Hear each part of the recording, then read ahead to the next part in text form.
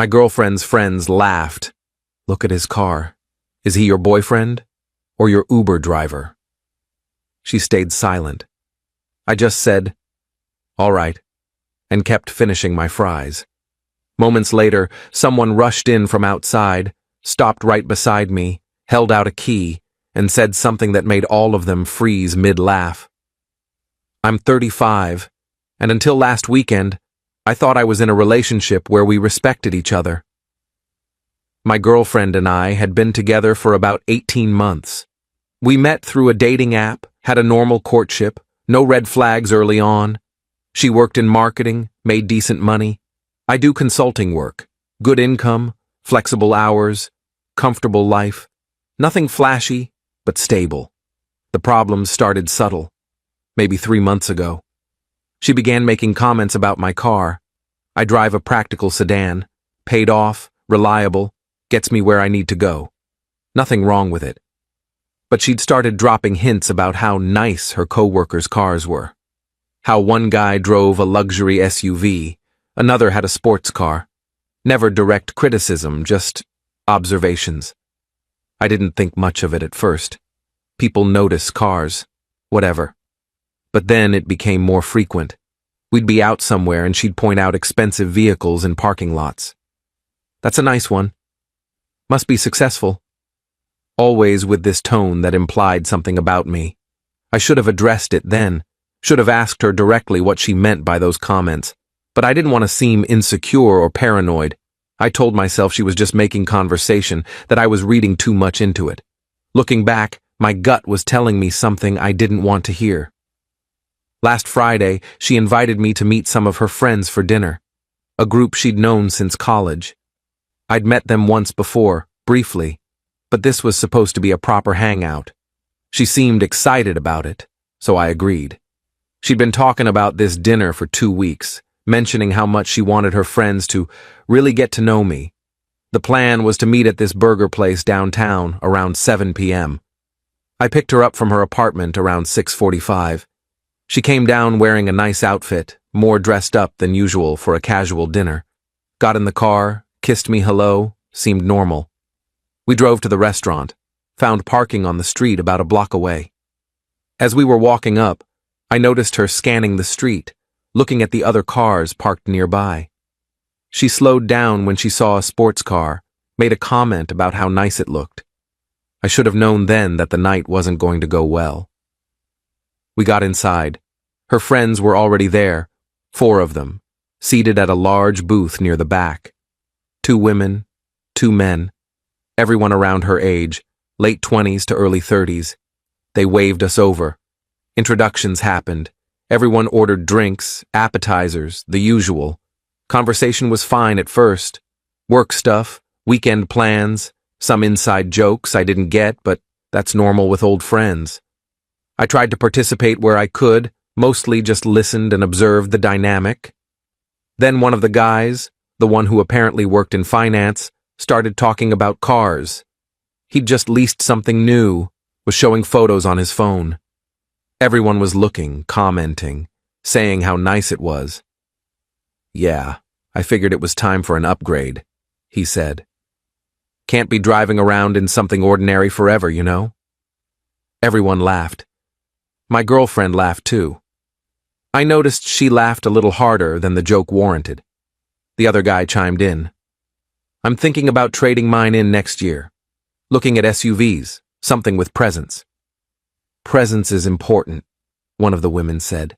Says something about you. I just ate my burger. This wasn't really my conversation.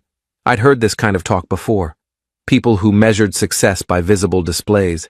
It usually bored me more than bothered me. Then my girlfriend's friend, the one I'd met briefly before, looked at me. What do you drive? Just a sedan. Nothing special. What kind? I told her the make and model. It's a mid-range car.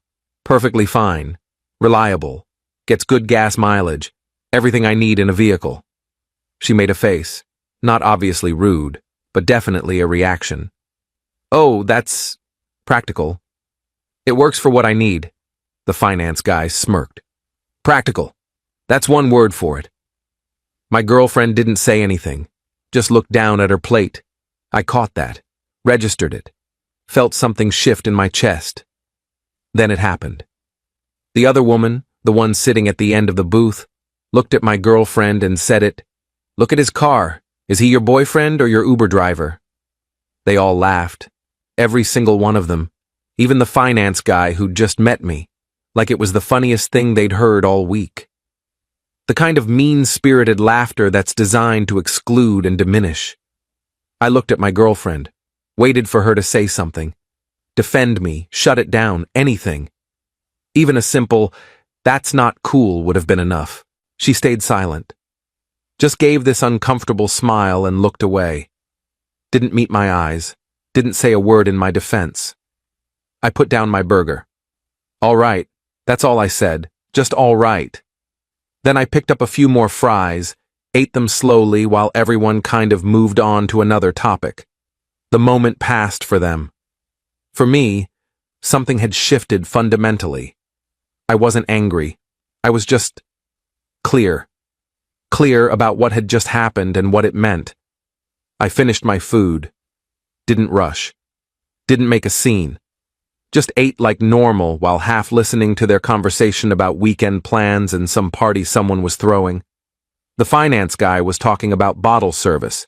Someone else was debating which club to go to. About 10 minutes later, I was getting ready to excuse myself to the bathroom when the restaurant door opened. A guy in a suit walked in, looked around, spotted me, and walked straight to our table. "There you are," he said. "Sorry I'm late. Took forever to find parking." I looked up. It was my business partner. We'd been working on a consulting project together for the past 6 months.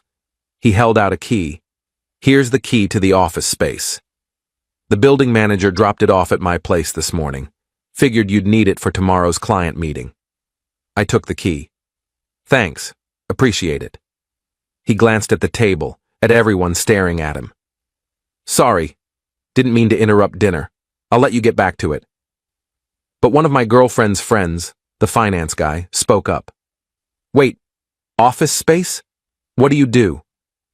My business partner looked at me, then back at him. "We run a consulting firm together. Been building it for about 3 years now." "What kind of consulting?" "Business strategy, operational efficiency, that kind of thing. We work with mid-sized companies mostly. Help them streamline, improve margins, restructure when needed." "Sounds interesting. Is it going well?" My partner smiled. "We just closed a contract yesterday that'll bring in about $400,000 over the next 8 months. So yeah, I'd say it's going well." The table went completely silent. You could hear the restaurant noise around us, other conversations, dishes clattering, music playing, but at our table, dead silence. He looked at me again. "Anyway, I'll see you tomorrow at 9. Client wants to tour the facility before we present." "Sounds good." He left. The silence continued for about 10 more seconds before the finance guy cleared his throat. "So, you own a consulting firm?" "Co-own. Started it with him about 3 years ago. Been building it slowly." "And you're working on a $400,000 contract?" "That's just one contract. We have several running simultaneously. That one's just the biggest active one right now." My girlfriend stared at me like she was seeing me for the first time. "You never mentioned this. You never asked about my work. Every time I tried to talk about it, you changed the subject or looked at your phone. I thought you just did, like, freelance stuff." "I do consulting. That's what I've been telling you for 18 months. That's literally what I say when people ask what I do." One of the women spoke up. "But your car? What about it?" "It's just, if you're making that kind of money, why drive that?" I looked at her. "Because I don't need to prove anything to anyone. I drive what's practical. I invest the money I make instead of spending it on things meant to impress people at stoplights." The Uber driver comment maker looked like she wanted to disappear into the booth. The finance guy was suddenly very interested in his drink. I stood up, pulled out my wallet, left enough cash to cover my portion of the meal plus tip. "I'm gonna head out. Good meeting you all." My girlfriend stood up too. "Wait, I'm coming with you." You should stay. Enjoy time with your friends. No, I want to come. I looked at her, really looked at her. You didn't say anything when they made fun of my car, you just sat there. I didn't know what to say. You could have said anything. That's rude. Don't talk about him like that. He's my boyfriend and I don't appreciate that. Literally anything. Instead, you chose silence. That says enough. I was shocked.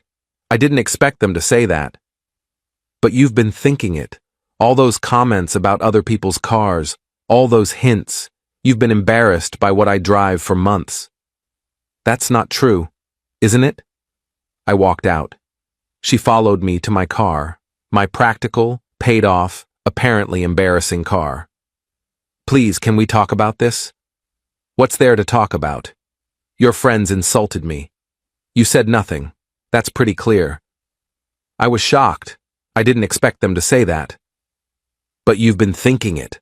All those comments about other people's cars, all those hints. You've been embarrassed by my car for months. I never said that. You didn't have to. And tonight proved it.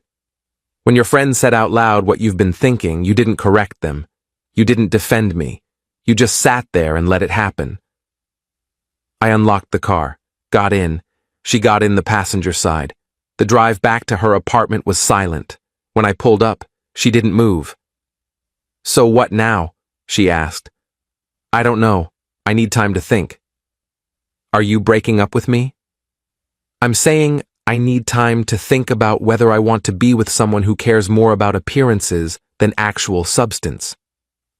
That's not fair. You let your friends mock me and said nothing. How is that fair? She got out of the car, slammed the door. I drove home. Update 1. That was Friday night. She texted me Saturday morning. We need to talk. I didn't respond immediately. I needed space to process what had happened. Not just the dinner, but what it revealed about our relationship. She called around noon. I let it go to voicemail. She left a message saying she was sorry, that her friends were out of line, that she should have defended me. All true. But also, not addressing the real issue. Sunday afternoon, she showed up at my apartment. I answered the door because avoiding her forever wasn't sustainable. Can I come in? I guess. We sat in my living room. She looked like she'd been crying. Part of me felt bad. Most of me was still processing everything. I'm really sorry.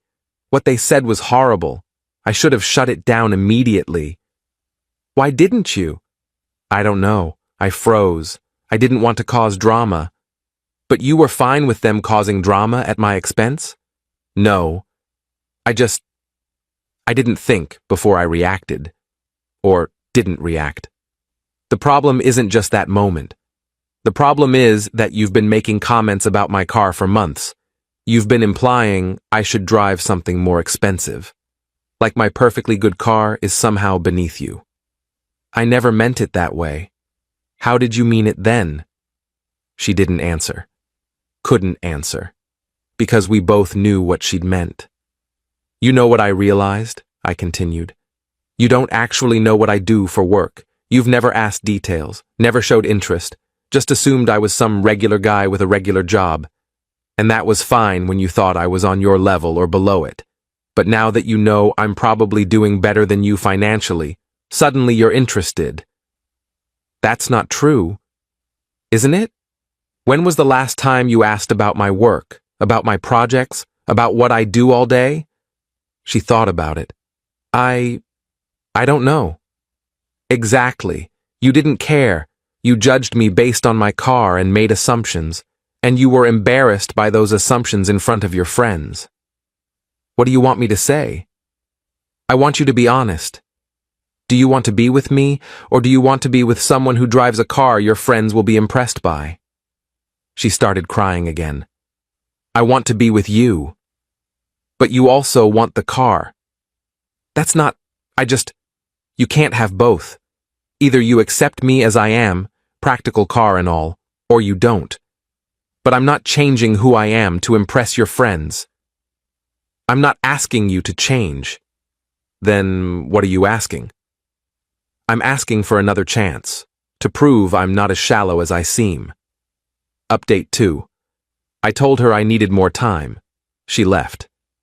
I spent the next few days thinking, talking to my business partner about it, talking to my own friends. Everyone had opinions, but ultimately the decision was mine. Wednesday, my business partner and I met with the client. The meeting went well. We secured the contract, finalized terms, celebrated with lunch afterward. So, he said over lunch, want to talk about what happened at that restaurant? You mean the Uber driver comment? Yeah, that was rough. Is your girlfriend always around people like that? Her friends from college. I'd only met them once before. Didn't realize they were that judgmental. And she didn't defend you? Nope, just sat there. That's tough. What are you going to do? Still figuring it out. Can I give you some unsolicited advice? Sure. You've worked hard to build what we have. 3 years of long hours, reinvesting profits, building a client base. You did that by staying focused and not trying to impress people with expensive toys. Don't let anyone make you feel bad for that. And definitely don't stay with someone who makes you feel like your success isn't enough because you don't display it the way they want. He was right. I knew he was right. Thursday, my girlfriend texted again. Can we please talk? I miss you. I called her. Let's meet for coffee tomorrow. Okay. Where? I named a place near my office. We agreed on 3 p.m., Friday afternoon. I got there first, ordered my coffee, waited. She arrived 10 minutes late, looking nervous. Hi. Hi. We sat down. She immediately started apologizing again. I let her finish. I've been thinking a lot, I said. About us? About that night? About the past few months? Me too. And I realized something. You've been ashamed of me. Not of who I am as a person maybe, but of how I present to the world. My car, my clothes, probably other things I haven't noticed. You've been hoping I'd change, become more visible with my success. I wouldn't say ashamed. What would you say then? She struggled to find words. I wanted you to show people you're successful. Because you are. You're doing so well. But people don't know that because you're so modest about it. And that bothers you. It bothers me when my friends assume you're less than you are. Less than I am. So you do see it as a hierarchy. And you were embarrassed that your boyfriend appeared to be lower on that hierarchy. That sounds terrible when you put it that way. How else should I put it? She looked down at her coffee. I don't know. Here's the thing. I could drive a luxury car. I could wear expensive clothes. I could show off. But that's not who I am. I'd rather invest my money, build my business, and live within my means while building wealth. That's my choice. And if you can't respect that choice, then we're fundamentally incompatible. I do respect it. You didn't respect it when your friends mocked it and you said nothing. I know. I messed up. But I can change. I can be better about that. Can you? Or will you just be better at hiding your disappointment? Because that's worse. Update 3. We talked for another hour. She insisted she could change, that she'd learned her lesson, that she understood now why what happened was wrong. She talked about how she'd been reflecting on her values, on what really mattered in a relationship. I wasn't convinced. Words are easy. Actions are harder. I need to see it, I told her, not just hear it. I need to see that you actually value substance over appearance. How can I show you that? I don't know. That's something you need to figure out. We left the coffee shop with things unresolved. She texted me over the weekend, asking to meet again. I was busy with work. We had client presentations, contract negotiations, the usual. We scheduled dinner for Monday. Monday night, we met at a different restaurant. She seemed different, more serious, more grounded somehow. I talked to my friends, she said. Told them what they said was unacceptable. Told them they owed you an apology. What did they say? They were defensive at first, but eventually, most of them admitted they were out of line. The one who made the Uber comment actually sent me a message to pass along to you. She's sorry. Okay. And I've been thinking about why I reacted the way I did, or didn't react. And I think it's because I've been insecure about myself, about whether I'm successful enough. And I was projecting that onto you, wanting you to display success so I could feel successful by association. That's pretty self-aware. I'm trying. I really am. Trying is good, but I still don't know if it's enough. Her face fell. What else can I do? I don't know if there's anything you can do. This isn't about grand gestures. It's about whether we value the same things, and I'm not sure we do. We can work on that. Can we? Or are we just too different in how we see the world? We went back and forth. She wanted to fight for the relationship. I was less certain it was worth fighting for. Every time I looked at her, I remembered her sitting there in silence while her friends mocked me. I remembered all those comments about cars over the past months. I remembered feeling like I was never quite enough for her. Final update. We tried for another month. She made efforts, real ones, stopped commenting about cars entirely, showed more interest in my work, asking questions about projects and clients, defended me when her friends made jokes, which happened once more, and she did speak up immediately. But something had changed fundamentally. I couldn't unsee what I'd seen. Every time she complimented my car or said she didn't care about material things, I wondered if she meant it or if she was just performing growth. The trust was broken. About 6 weeks after the restaurant incident, we met for dinner again. It was supposed to be a date night, trying to reconnect and rebuild what we'd had. Instead, I ended it. I don't think this is working, I told her. Why? I've been trying so hard. I know. And I appreciate that, but I can't get past it. Every time I look at you, I remember you sitting there while your friends mocked me. And I don't think that's fair to either of us. She cried, asked me to reconsider, told me she'd changed, that she was different now, that those things didn't matter to her anymore. Maybe she was different, maybe she had changed, but I couldn't trust it. And a relationship without trust isn't worth saving. We broke up that night, civil. Sad, but necessary. It's been 3 months now. I'm doing fine. Work's busy. The business is growing. We landed 2 more major contracts, hired 3 new consultants, and opened a second office. I'm dating someone new, someone I met through work, actually. She drives a modest car, too. We've talked about money and success and what matters. We're on the same page. I saw my ex once, about a month ago, at a coffee shop downtown. She was getting into a car with someone, guy I didn't recognize, driving an expensive SUV. She looked happy. I hope she is. I genuinely do. As for me, I still drive the same car, still live modestly, still building wealth quietly. And I'm fine with that. More than fine. The right person won't care what car you drive. They'll care about who you are, what you value, how you treat people. Took me a failed relationship to really understand that. But I get it now. And honestly, that dinner, as humiliating as it was in the moment, did me a favor. Better to find out who someone is when they think you're less successful than when they know you're doing well. At least then, you know they're judging you honestly, not performing acceptance for benefit.